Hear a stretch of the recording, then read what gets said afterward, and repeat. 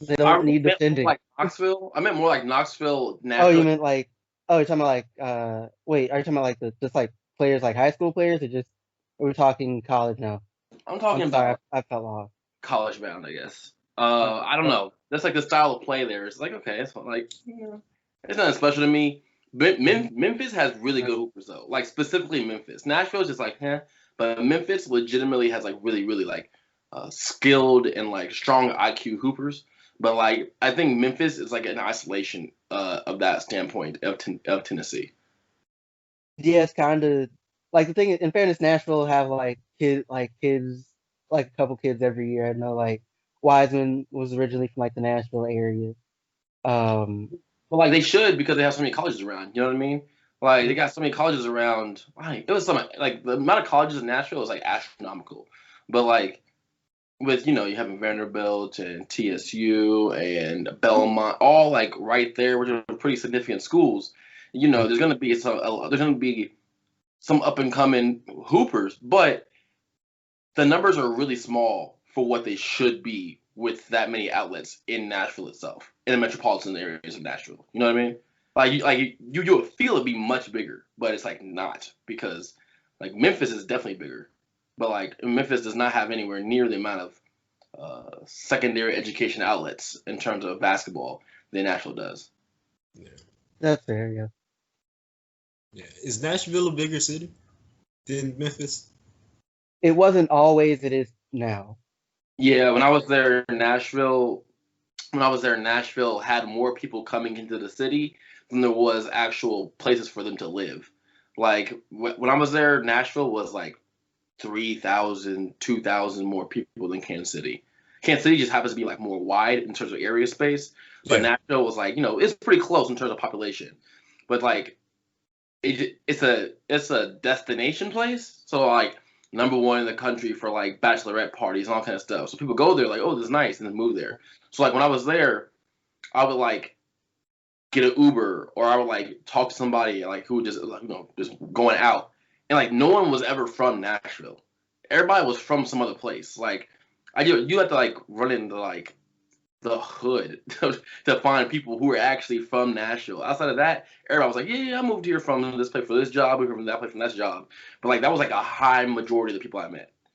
It was Yeah, and it's like the the area, and like they've developed a lot of it. Because mm-hmm. like when I was younger, I lived in like the like in the like various little suburbs or whatever, like Murfreesboro, and it's like completely different. Because like when we lived, it was like as far as you basically just had the places people lived, houses, and then there was like a McDonald's up on a hill and like a Walmart like a 10-15 minute drive away, and it's completely different now. Like the stuff's almost unrecognizable It is. from like even a few years ago. Yeah, like that's 100% accurate because I graduated from there and I went back the next year and the year after that.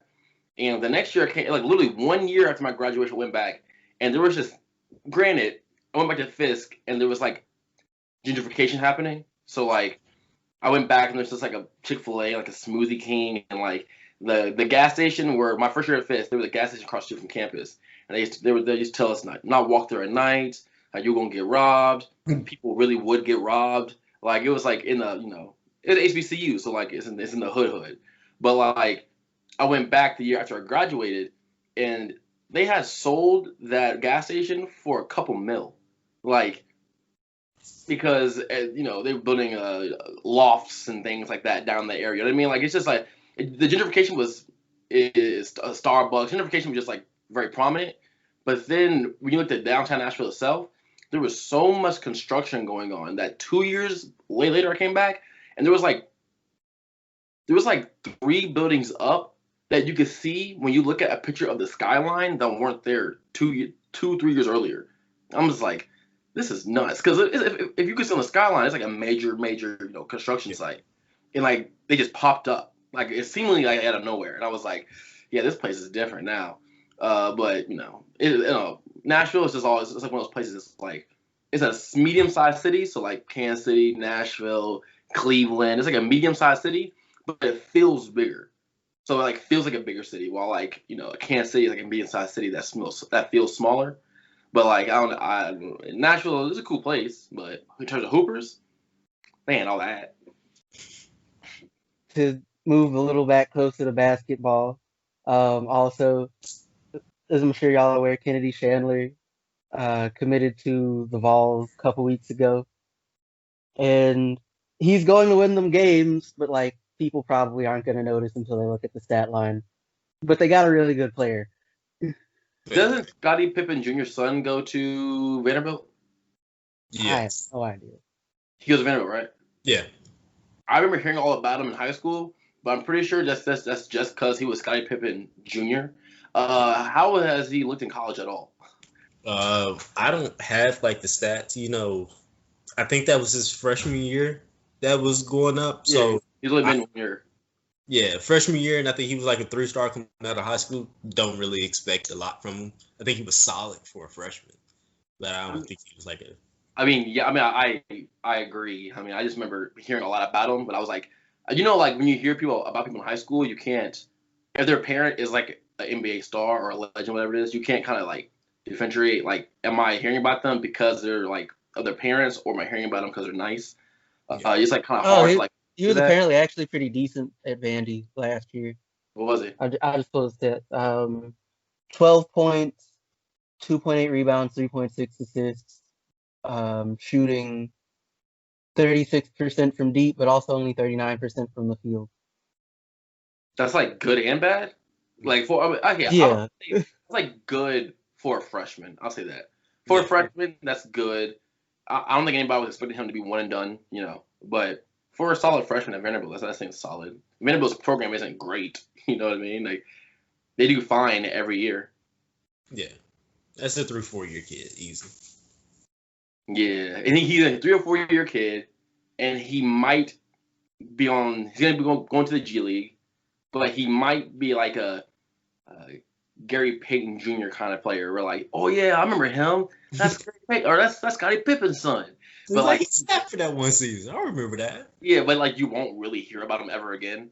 Like it's gonna be that one instance. Like he could get off the bench and like pull like a, get a nice dunk on a breakaway on the garbage time in the fourth quarter against the Timberwolves, and all of you, oh yeah, I remember that. Oh, I remember him. And then you're gonna forget about him the next day. Like that sucks. Being in the spotlight of your father. Does that suck? No, but I mean, like, great. Okay, great. It doesn't suck in like our eyes, but like for like some like that world of like I play the same sport as my father and my father's a legend. Like I'm assuming that it's like following in the shadow of somebody like that is not great. Like it's probably taxing on the individual, I assume. I mean, it worked out okay for Seth Curry. Yeah, but like their dad was Del Curry. Like he wasn't that household name. Yeah, but his brother is Steph Curry. I think it's different when your dad is top 50 all time. Like you can't be mad that you not top 50 all time. Like there's not a lot of people out here. You got to look at your gene pool, baby. Yeah, somebody special was there, but somebody else who's just a normal person was also there. Yeah, but if you're Dale Curry, you're like, oh, I could be a better player than my dad eventually. Granted, you put up Seth Curry.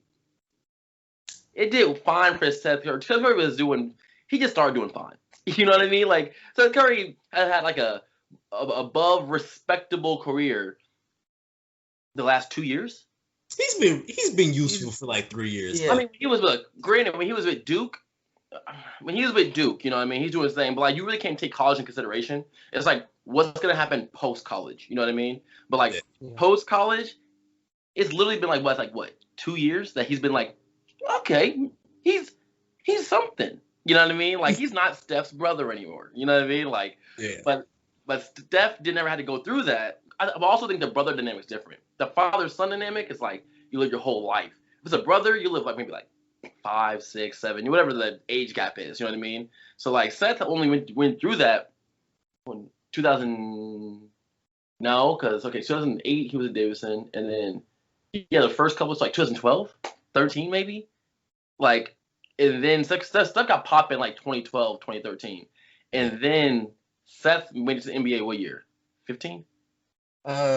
He Look, if this is correct, he went in like 13, but he didn't actually like get up to the point he's doing much of anything until about 15. Oh, okay. So we had define doing much. Um, actually playing games. I mean, like, what were his stats in 15? Like, give me his because he's a In scorer, right? So 15, in 15, he averaged 6.8 points, 1.4 rebounds, 1.1.5 assists, Yeah, off sure. 45% from deep. all right, 16. What happened? 16, all right, 16, 17, 12.8 per game, 2.6 rebounds, 2.7 assists, 48% from the field, 42% from deep. In those last 2 years, I'm assuming it jumped up And significantly. 18, 19, his stats actually went down, and then they were back up this year. He went down to like 7.9. Like his shooting percentages are consistent though. It's like 40 plus from three. Like he's basically automatic from deep, which makes sense. Didn't he Yeah. get Like like a 3 year extension the year he went down? Apparently, so like he was in like that first year he averaged 12.8. He was in Dallas. Then he was in Portland for some reason, and he was back in Dallas this year. I remember he's in Portland. I remember that. Yeah. That's why he had 7.9. Oh, hold on. He had. Oh, you're probably right. That's he had 7.9, right? I try to help out Cleveland or Yeah. not Portland, but I was like, you're probably right. I'm not gonna lie to you. Like his shooting percentages since he like actually started getting minutes have been pretty consistent, but the scoring has fluctuated depending on the team apparently. Okay, okay. So he one of them players. Yeah. The team makes him. He don't make the team. Well, it's like he's shooting over 40%. It looks like he's shooting over 45, like over 40% from deep, regardless of who he plays for. But I Question. guess where he plays dictates how many shots he gets to take. Question. This is just toss it out there. With all these different kind of understandings of like how people, how the son of an NBA star kind of, has to get into the limelight behind the shadow of their parent or whatever. What is gonna happen to Bronny? Because mean, I have this. I say this. Let me just do this real quick. I say this. Bronny, up until this point, has had the opportunity to have certain benefits of like training and gym time and whatever equipment that other kids, normal kids, have not yet had to. They don't haven't had the opportunity to get because he's strictly LeBron's son. Is it his fault? No, he's just LeBron's son. So I think it's gonna. I think it's a strong chance that's gonna be one of those situations to where he's good, but then people are gonna start catching up to him just because he kind of peaked a little earlier physically because he had these kind of different scenarios that were only he could get because he's LeBron's son. I think that's a strong possibility that could have happened though. I'm gonna make it so I think he's probably gonna end up being more or less Tim Hardaway Jr. Probably, I feel like that's reasonable because like Tim Hardaway Jr.'s dad Good one. was much better than he is, which Yeah. isn't like Tim Hardaway Jr. is good, but like you know, um, and so like that seems reasonable. Where it's like because he, like he already knows like what it takes to be in the league or whatever, and of course he's probably getting the training. Like he won't be his dad, but he'll probably be a good NBA player. all I gotta say, if Bronny even makes the league, whether it's like first or second round, I think that is just like we gotta praise the genes of LeBron James because I can't think of any other player that we can consider top 50 ever, and then their son is also like at least solid enough to make the league. I can't think of another person that's like top 50. You might have to throw a name at me, but I can't think of anybody else that's like their top 50 and their son then made the league. It was 50. yeah. Top 50. Let's see, because recently in the last like 10 years, 5 years, the top 50 has shifted. So like the top 50 kid, like a lot of those kids are like 10.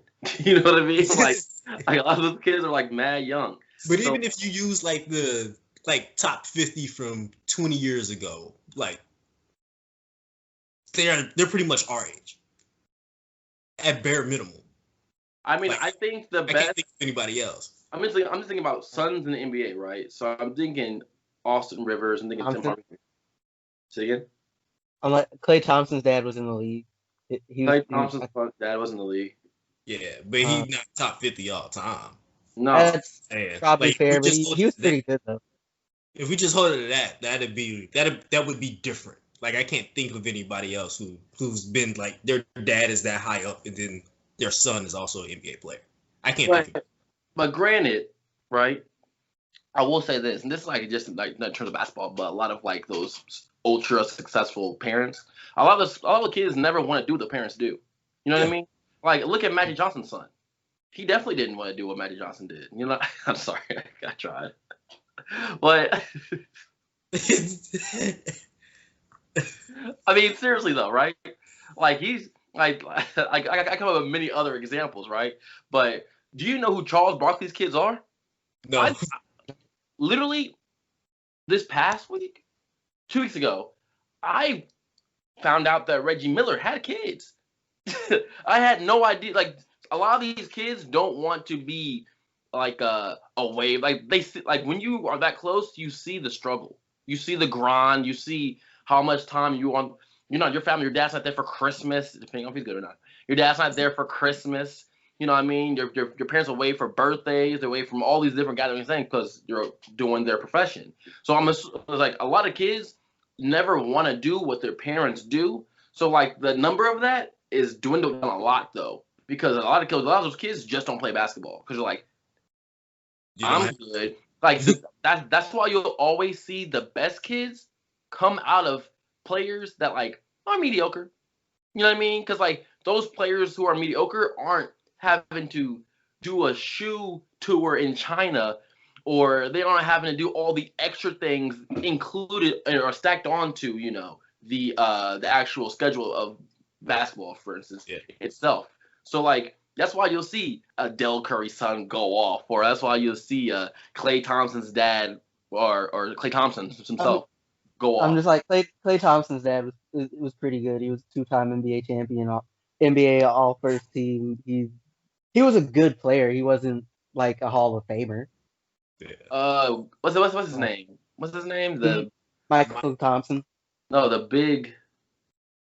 He played for Lakers. He dunked. Played for Lakers. Went to Cleveland.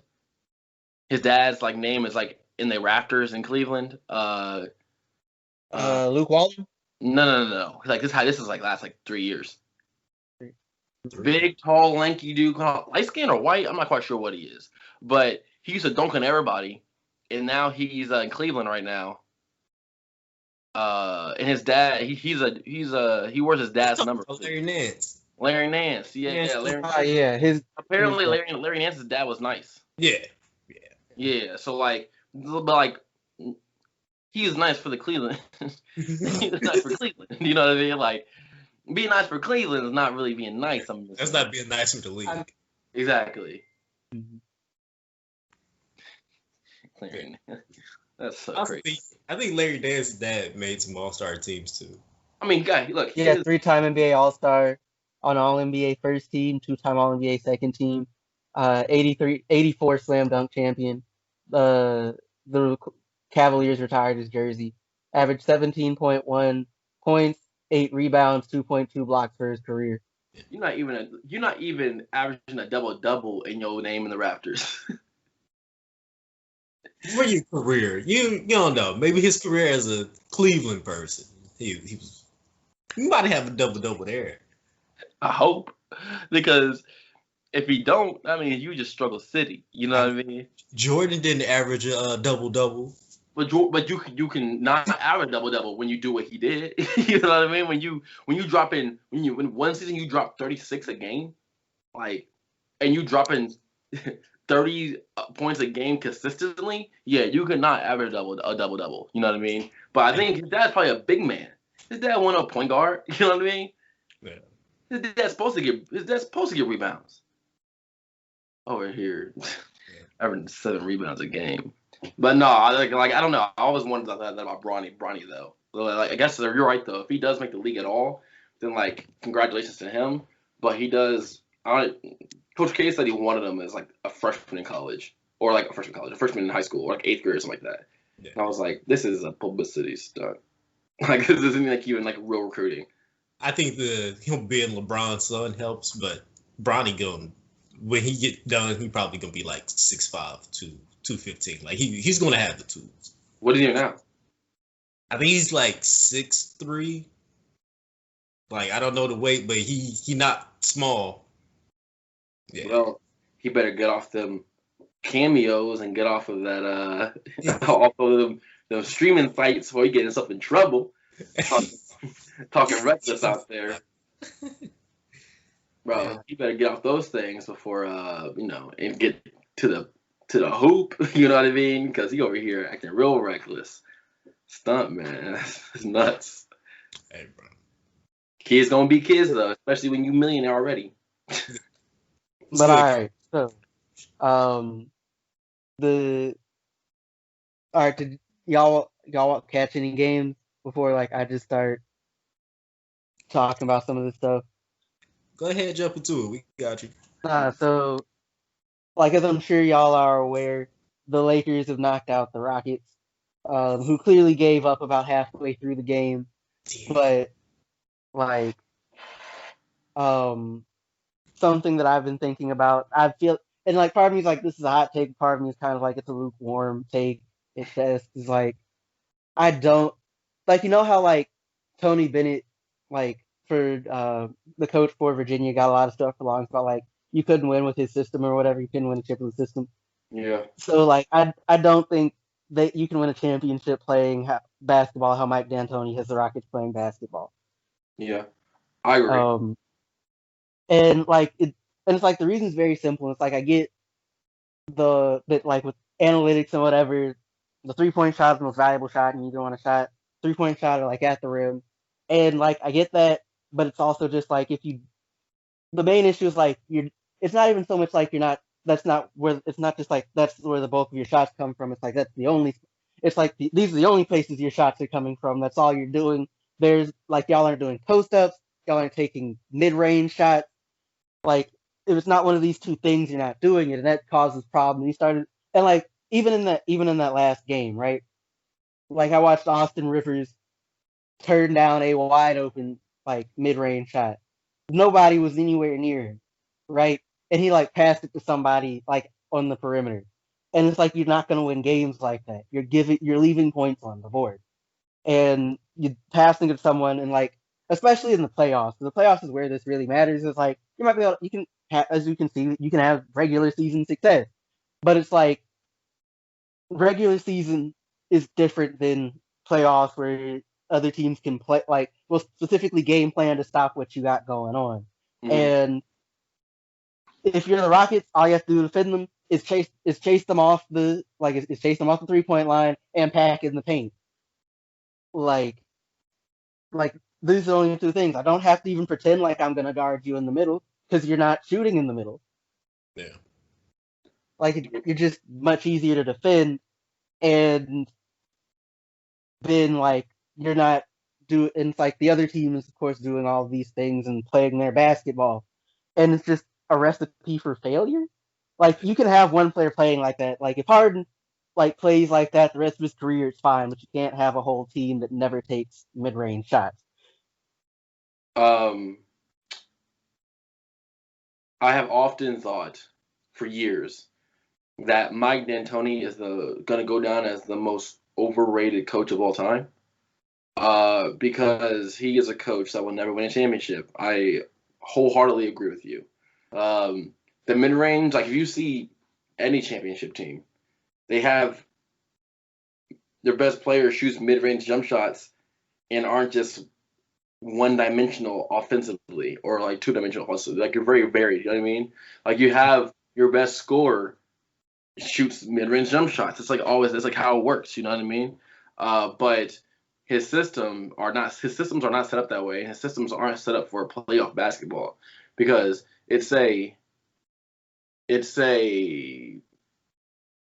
what do you want to call it? I guess it's like it's outplayed, I guess, or overplayed when you hear like TNT or ESPN analysts go, in the playoff the ball slows down. Like it's played out, but it's true.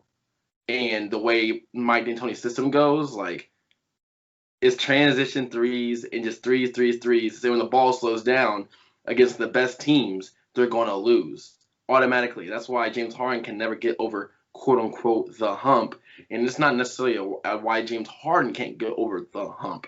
It's why Mike D'Antoni can't get over the hump because his whole career has shown that he can't get over this figurative hump. You know what I mean? And it's so like I think if you're a player playing for a Mike D'Antoni team,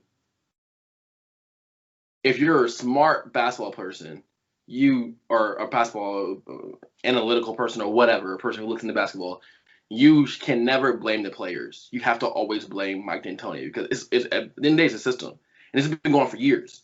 When he had that atrocity of a time in Los Angeles with the Lakers and then with the Suns.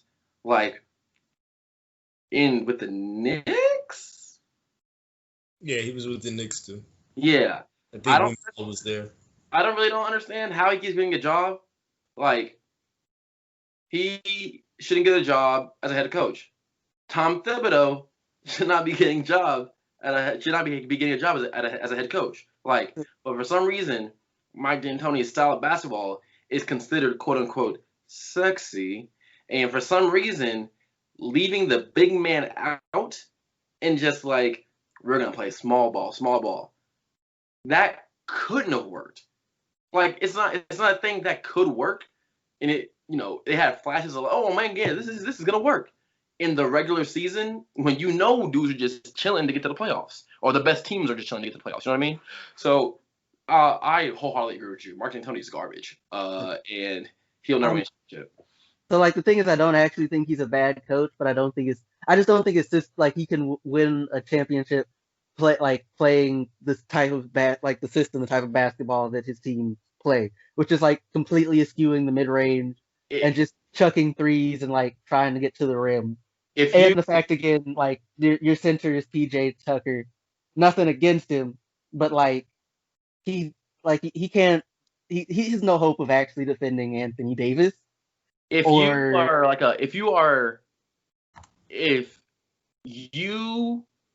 style of coach, right, or style of play, or like you as a coach, if it said that your style of coaching will not win championships, period, to me, you're an awful coach because that's predicting the future that you won't win championships in the future based off your style of coaching, right? So we can say a guy like Brad Stevens, right, never won a championship, but we can never say that his style of coaching will never win him a championship because we can see like it's close enough to other styles that it's possible it might work. But D'Antoni, who has never won a championship, you can't say. Like, you can easily say that this style of basketball won't win a championship. And when I think you can go into the future and predict the future based off a style of play, I think you're a bad coach. Yeah. Personally. I mean, if I'm gonna make an argument though, until Virginia won a championship, we said they weren't gonna win a championship playing that style of ball. I never said. People said that. Let me rephrase that. Lots of people said that. Yeah. Until it happened. But like once we say, like we said 1,000 times in this podcast, like people really don't know basketball. like generally, like people, like the general population doesn't know basketball. Like if you watch West Virginia play, you got a lot of work. No, we're talking about Virginia, not West Virginia. That's a different dude. What? You said West Virginia. You said West Virginia. We're talking about Virginia. West Virginia has a different coach. I'm smoking that rock. My bad. My bad. I'm mad. Oh, too real of a joke. Okay. Oh, my bad. I'm at West Virginia. But I don't know. I also think it's harder to say that for college coaches, for big time college coaches. You know what I mean? Like big time college coaches. Like you can say that for like I don't know, FAMU, right? But like for like a Virginia or anybody who's in like a power 5, whatever it's called, one of those kind of conferences, I don't think that's necessarily a smart thing to say to predict the future about a coach, because it's more dictated on other things outside style of play. Like it's more dictated, like it's truly based dictated on like, do you care about someone going to class? Do you like? It depends on other things. Are you getting the best recruits? Because like if you get the best recruit, like you're gonna automatically shoot up into the basketball in the on the college rank. So I think it's a little bit different.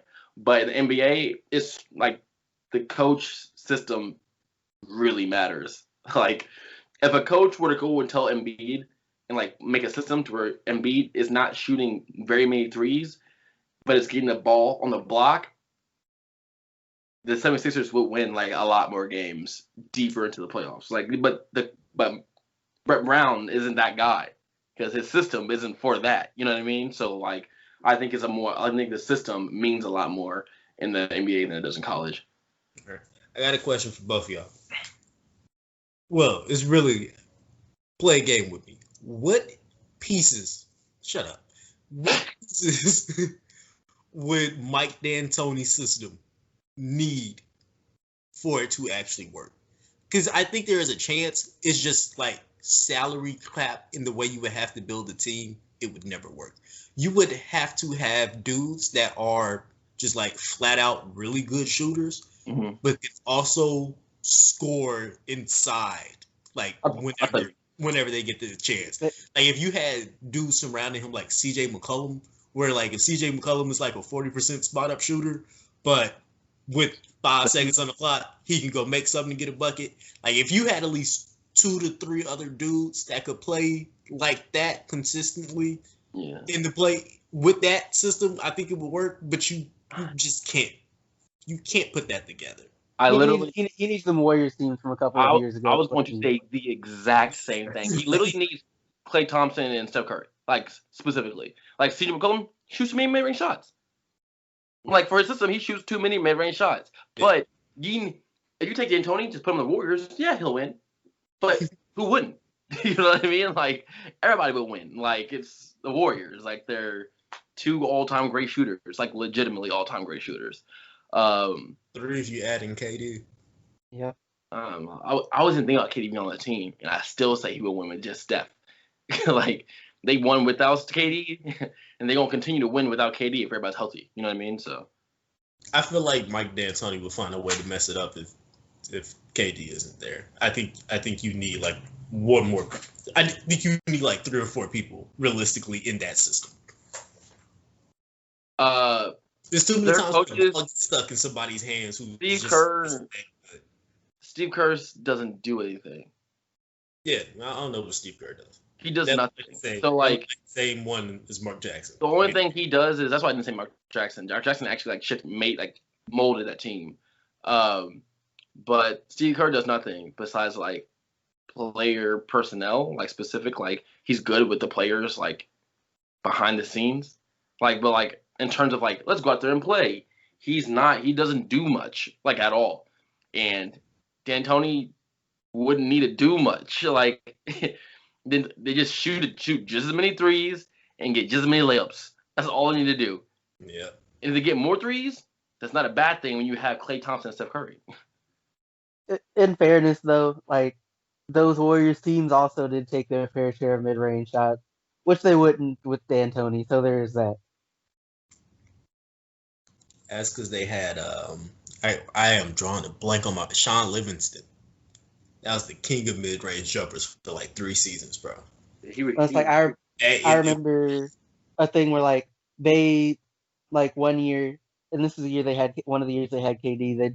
They led the league in mid-range jumpers, like in the mid-range shot. So that would definitely be a difference, and it would probably matter. Maybe that's enough to mess it up, but I don't know.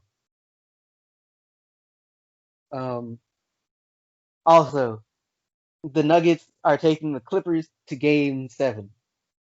How do y'all feel? Big Yoke out there, boy, putting in that work. I really don't know what to say. about him as like a scorer. Who? Like if he like Jokic. Like I like. You said what? Zubac's not mobile enough. I genuinely think it's that simple. That Zubac, like, if it was me personally, even for 5 minutes, I would literally just put Joakim out there just to like do something. You know what I mean? In terms of like mobility, because like he don't need to go out there and he'll get you your girl layups and he'll do whatever. But specifically defensively, at least he's more mobile. You know what I mean? Zubac's just not mobile enough to stick to this guy. And that's why at the end of the game or the last game, for game 6, for 5 possessions, around 5 or 6 possessions, you saw Kawhi Leonard guarding Jokic, which is nuts that he can. You know what I mean? But you saw him, you saw him like, nah, I'm gonna guard him, and then Paul George guarded Murray, and that's when when the chess move happened and they found out a way to put Zubac back on Jokic like through the flow of the game. That's when the game started to expand out. But like in terms of score, but I genuinely think it's just like Zubac is a defensive liability against Jokic specifically. I can see that. Too many moves. He's just ugly. His game's ugly. Like it's the ugliest. It's suspect one of the ugliest games I've ever seen in my life. But he's got a soft touch around the rim. When he shoots a three, his ball literally hits the rim like 5 times and then goes in. He's got the softest touch I've ever seen in my life. But honestly, when you say his game is ugly, I thought you were talking about Zubac still. Me too. No, I'm talking about Jokic. That fadeaway off of the wrong right foot, right arm shot. That's ugly. Look, you watch it, you're like, ugh, that's an ugly shot. It's rough. And guess what? A lot of times the arc will be so high, it'll come back down and won't even hit the rim. But it hits the rim enough. You know what I mean? And when it hits the rim, clink, clink, clink, clink. I'm like, whose shot is that soft? Like, it really blows my mind. But like, Zubac can't guard it. It is what it is. I told you, softest touch in the game, bro. It has to be. I would. No, I'm just like, so I feel like it's worth mentioning, like even before like you continue, for what it's worth. Like, to look at the stats, it didn't look like anybody except Leonard and George showed up. Like Lou Will went 5 of 11 for 14 points. I guess Jeff Green went 5 of 8 for 11, but like Morris 1 of 5 for 5 points. Zubac 1 of 6, Beverly 1 of 2, and he fouled out. Like, it was a rough game for any Clipper not named Kawhi Leonard or Paul George. Kawhi Leonard and Paul George had 58 combined, right? Yep. If they had 58 combined, it's just like when your two best players have 58 combined and are the best defensive players on your team, like you're notably known. That was gross. You're known for your bench to be like the best bench in the NBA. You can't be having them out there doing that. Like, not at all. Is their bench deep? Like, actually, you just named 4 people. Never mind. It's stupid deep. Yeah. Yeah. And if they want to be deeper, they can make it deeper too. Like yeah, this is a Green, the light skinned dude from Wichita. Shamit. Oh, damn it. And then Reggie Jackson. That's 5 automatically. I can tell I barely watched this series, bro. I forgot.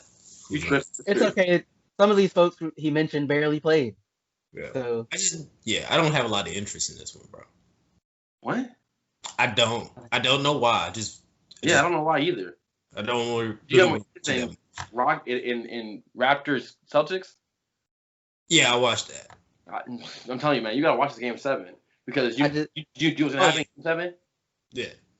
Like, I just kind of like I just like the Nuggets. I like their coach. I think there was a clip I saw from a few years ago where the reporter asked him, like, y'all think you want any new fans tonight or whatever? And he's like, I don't care if we got any new fans. We don't need any new fans. As long as the other team's fans go home unhappy.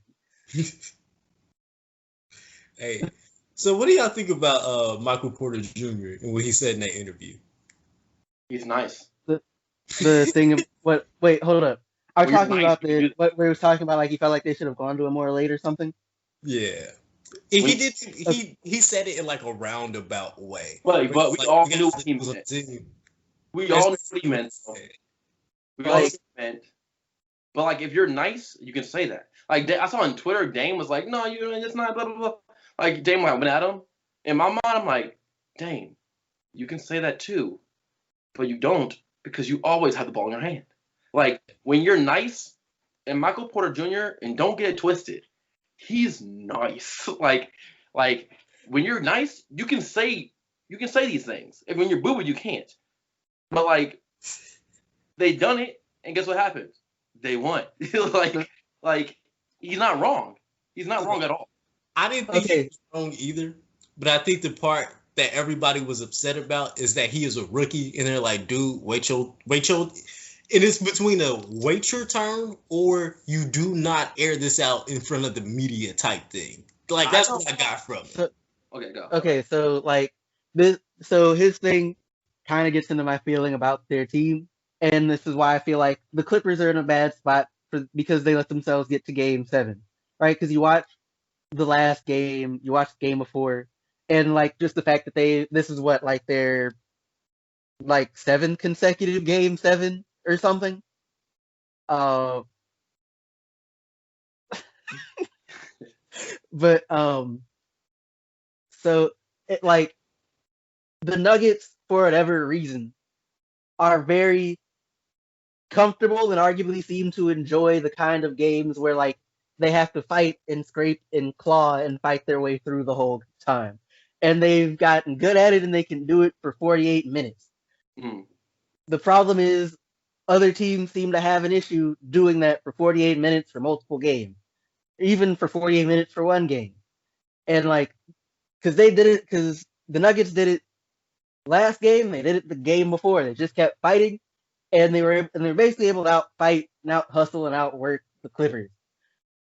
And like as a team, they're good at that and they can do that, and they're more than willing to do it. And it seems like at least at the moment, that the Clippers either can't or otherwise relatively unwilling to like really fight like that for like the full 48. Like because they get out to leads and they have leads, and come second half come, it, they they lose because they didn't keep fighting. And the thing is like they all like it, and I think Michael Porter Jr. in particular, I think I think he low key lives for this stuff.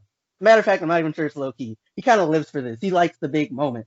Yeah, he does. Like he's and like you can see it in everything. Like his shots, his defense, like it's not great, but he's big and he's trying. He'll get there.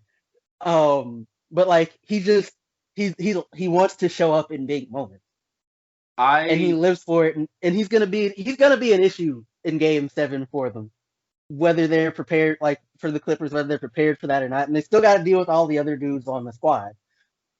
I'll say this: Michael Porter's nasty, nasty, nasty, nasty. And when I'm not comparing him to Michael Jordan, but we all saw that documentary. Michael Jordan had that exact same kind of swag. You know what I mean? Like even though he was a rookie, he gonna tell you what he really thinks. And I personally don't like it. Personally, when people who the last locker room they were in was not professional. Either middle school, some of them middle school, they didn't make the high school team, a high school locker room, or a college locker room. And most of these journalists did not even play any kind of college sports. They just played in high school. How are they? That should be aired in the locker room. In the locker room you ain't never been in. Like, who are you to talk about this? You know what I mean? And that's what I've always thought personally. If that man feels like he can air out whatever he says on a media stage or the press conference stage, let that man do what he want to do. Just because he's a rookie, he can't. You ain't never been a rookie, so you don't even know you don't know what he's going through. You know what I mean? That's the first thing. The second thing is people. So I've seen this narrative on social media where people are like, Kawhi, should we say Kawhi should have stayed? Kawhi should have stayed with the Raptors last year. And my whole thing is like, do people forget that game winner was in the Game 7 versus the 76ers? Like, in the first round? Like, let's not get twisted. He's technically further along in this Game 7 than he was in the Game 7 last year. So how can you say he should have stayed? Like, let's see if he wins or loses first to come up with add steam to that rhetoric itself. But people are like already trying to ask that question. What I think is like, that's premature. You know what I mean? But like, also we're gonna see Game 7 Kawhi. like people act like that's not a thing. Like that's like a thing. Like Kawhi is like so focused that like it's kind of gross. And like when he like in like it's Game 7 in the playoff focus. Now I'm not worried about Kawhi. I'm assuming Kawhi gonna go off. Actually, I know Kawhi gonna go off because it's Kawhi. But you always gotta worry about because like Lou Will is gonna do what Lou Will does. He scored 14 last game, but like that's a bad game for him in terms of scoring, right? He's gonna do what he gotta do. Yeah.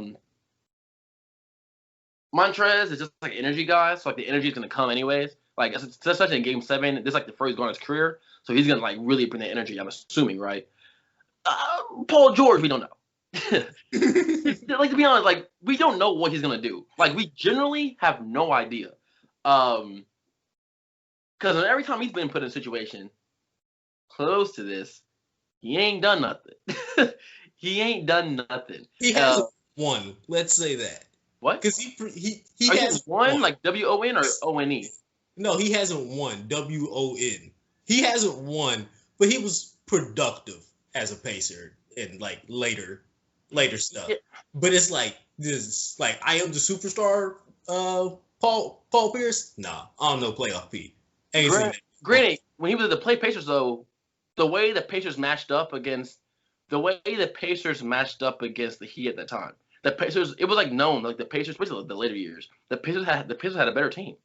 Like the Pacers had a better team, but Paul George would never do fantastic in those games, like intangible things. You know what I mean? Like yesterday, I was watching the game watching the game at my parents' house, and it was I don't know in the last 4 or 5 minutes, and Kawhi had the ball dribbling on the left hand side.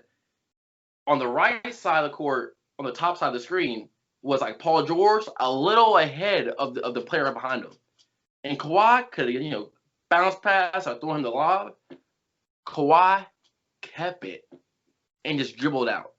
And in my head, out loud, and my cousin, we all agree. We're like, you don't trust that man. Like right now, like I know they scored 58 points combined, but you saw it. You don't trust them because Paul George real iffy right now. Like he doing it a good game, bad game, you don't know what's gonna happen.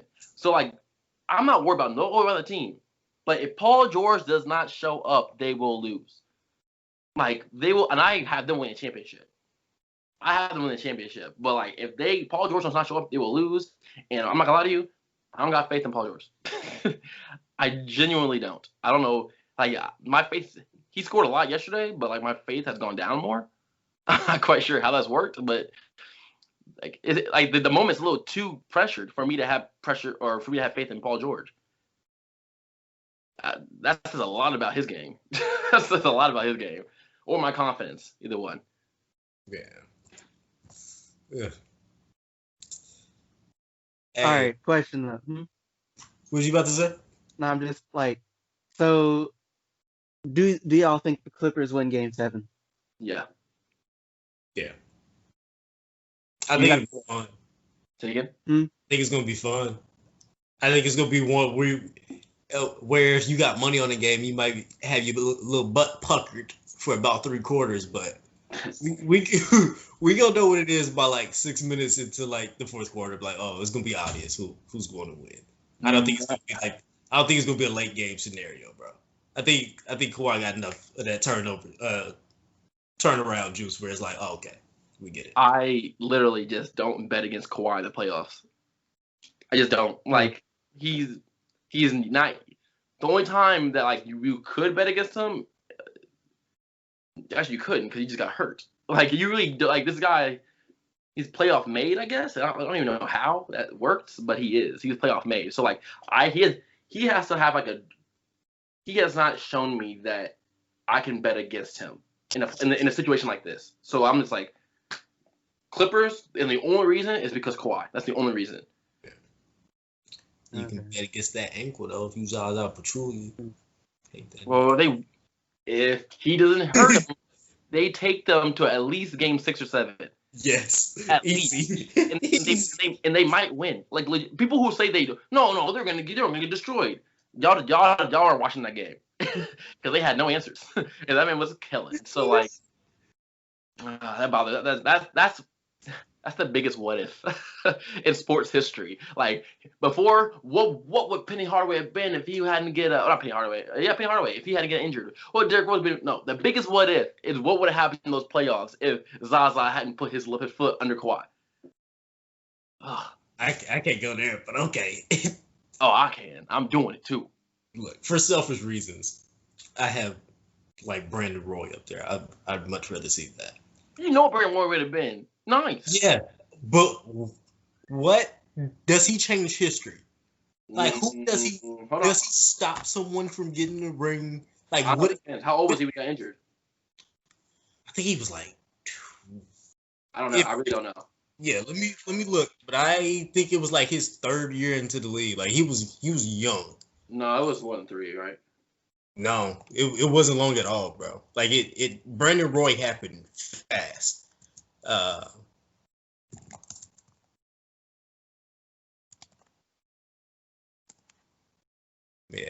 let me see. This is important, Google. You need to have this on the side already. I mean, you assume it would. Yeah. Brandon Roy is a big what if that no one talks about, though. It's funny. It's tears. Straight up tears. People talk about the what if of Greg Oden more than when they talk about the Brandon Roy what if, which is asinine, but whatever. He was 25. Ooh, he younger than I am right now? That's nuts. Yeah. Like, does someone have a less ring? Yeah. Like, but probably. Who does he take the ring from? Because think about how crazy it is if he takes the ring from Kobe. What year was that where he got injured? 2008. So who won? So it's Kobe twice. That's LeBron. Kobe twice. LeBron. Oh, who won the Heat? Who won in the West though? So it's Oklahoma City. It's Oklahoma City. Lakers, Oklahoma City, and and Spurs. Clippers. Warriors, Clippers, Spurs. Those are the ones that started bubbling up. I don't know, because he might have left and got on Spurs. A lot of different things that would have. Or the even crazier, who has another ring? Like, imagine Brandon Roy somehow taking down the Spurs one year, and then the Heat were able to beat them. Like, oh. I mean, that's a LeBron theory if I ever heard one. But they take down the Spurs and then he beats. Man, they can't beat the Spurs. They ain't gonna beat him. Hey, bro, I wanted to be a bisexual for once. Like, leave me alone. So what? That's where you love LeBron. Let it happen, bro. He's been on the internet too long. Yeah, he has. That's nuts. I mean, I have too. It's okay. I guess I haven't. That's nuts. Hey, did y'all watch Jason Tatum in that Game 7? I didn't watch any of this. I didn't watch any of that series. I had it on, but I'm not going to pretend like I paid that much attention to it. I probably should have paid more. But if you want to talk about Jason Tatum, I can talk about Jason Tatum all day, though. Bro, Jason Tatum's takeover is scary. He's nice. Like I think this is the first time me watching and really analyzing his game. He looks like he's going to get a bucket every single possession. He literally, and it opens up everything else for him. He literally does what he wants. It looks like he's going to score every time he touches. He does what he wants. Like, he's got that kind of skill set, athleticism to do what he. And he's got arms are mad long, but when he does anything on the court, you're like, oh, that's gonna succeed. Like, he just does what he wants. It's a very interesting way to. He has an interesting style of how to play basketball because it reminds me of Kobe a lot. But I get it because Kobe also looked like it's just gonna go in. You know what I mean? Like Jason Tatum, once again, the Celtics are going to win a championship in the next 3 years, 2 to 3 years, because of Jason Tatum, guaranteed. Yeah, bro. I thought I saw a little bit more Kawhi, and I think it's just because it looked too exact. It looked like a fast version of Kawhi. I was like, oh, you just dissecting this like too well right now. That's really weird. I don't know. I don't know. When I talk about Kawhi, like half of the things to talk about Kawhi with are the defensive side also. So like, there's like only a few people you compare to that man, because that man was blocking Jokic and all kind of stuff yesterday. It was pretty nuts to watch. It's like this man really. Like, it was one possession where it was Harris got him on the baseline, but like he didn't get him. Like he like jabbed and went like baseline from like the far side of the screen, but like when he went up, like Kawhi was just there. Like, you're just like, how are you there? Like he beat you off the dribble. How'd you get back in front of him? It was nuts. Like my whole family was sitting there watching. Like, this don't really make sense. Like, he could be teleporting, but like he just like he gets beat but doesn't get beat ever. It's nuts. I don't know, but like, yeah, when I talk about Kawhi, it's like I talk about, like, you gotta talk about his defensive side too to even compare anybody to him. You know what I mean? So It's true. that's why I said Kobe, because Kobe like played good defense, but like It's not Kawhi. his offense like was like the main star of the show, I guess. Yeah. I don't know. It's shout out to the Missouri boy. That's all I gotta say, bro. He ain't from St. Louis. He ain't from here. He from I'm SLU. pretty sure it's St. Louis, Missouri, bro. So what? I'm pretty sure it's St. Louis, Missouri. Nah, Really? we gonna claim it, bro. Honestly, go ahead. I'll claim it too. Hey, JT Otto Porter and Michael Porter Jr. and Bradley Beal. That's the league, baby. But that Bradley Beal signed that long extension with the Wizards for some reason. Get that money. See that John Wall video though? So what? See that John Wall video? Yeah. Look, this is my thing. I like it in the game because I know, like, you celebrating, but dog. Like, dang, man, like, throw them down. You went from celebrating to game bang. Like it's just, like, and I appreciate it. Throw your stuff up, but boy. Yeah, I remember him and James Harden used to do that all the time. Because I remember in high school, people used to do that, and I'm like, Y'all true. you from Belton. like you ain't got nothing going. What are you talking about? But they're like, yeah, M1, you good? Yeah, when you good? And like start throwing things up. It's like, what is this language? And none of the teams that we played knew what was going on. No, we playing No idea what that means. Black County and stuff. You know what I mean? I'm just like, they don't know what that is. Like, it's like I don't know. John Wall ignorant though. So like John Wall been ignorant. Like, you really pay attention. Like I was seeing, like, you know, people are like, this is getting more publicity than like John Wall did like this thing for like a housing project somewhere in the United States. And I was like, yeah, that's true. He like does like good like philanthropy work and all kind of stuff. But like also he does like very ignorant things also. Like throwing up gang signs when you're at Kentucky. You know what I mean? Just like you're over here playing for Calipari, just get animals and just throwing them up. I'm like, okay, you throwing the bees up? That's nuts, dog. Like, you can't be doing that. We at home knew, but those people in the stands again were like, what is going on? Yeah. I remember that. Like, I remember that like era like it was yesterday. Because like John Wall, if you were to talk about like who mixtapes and Ball his life, specifically who mixtape, John Wall, for like, if you're between the ages of 24 or 25 to like 28, 29, like that was like John Wall. Like, you were like looking at that John Wall who mixtape. Yeah, that was like John Wall was like a cultural sensation. You know, everybody started wearing elite socks because of John Wall. Like people still wearing elite socks. Like, John Wall, it was a cultural sensation. But while he was doing, you know, the John Wall and the Dougie and wearing elite socks and whatever, he was still out there throwing up. Like, this ain't brand new. Like, if you know basketball, you ain't surprised. He had to issue an apology and all kind of stuff. I'm like, should he have issued an apology No. 10 years ago. Like, you know what I mean? Like, he's been doing this forever. You know what I mean? But I guess people needed to see him with a red flag with other dudes that look like they probably gangbang for them to feel like, oh my gosh, you know what I mean? For them to really hit home. Because when you're playing in Kentucky against West Virginia, everyone's like, oh, he's just celebrating. But like that video, people were like, oh, he's hanging with the bad crowd. I'm like, you guys don't pay attention. You know the difference? This is nationally televised, and this is on those incidents were nationally televised during the games. And this incident is just him at his house. He was with the homies.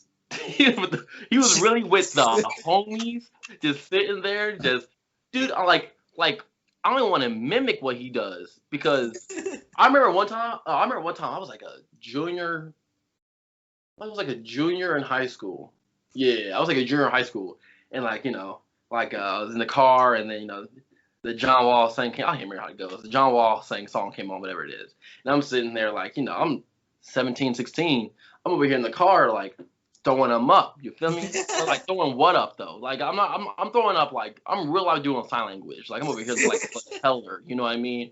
I'm throwing them up, and I remember my mom's was like, boy, because she worked in the inner city in Kansas City, so for like 30 years, so she know all this kind of stuff.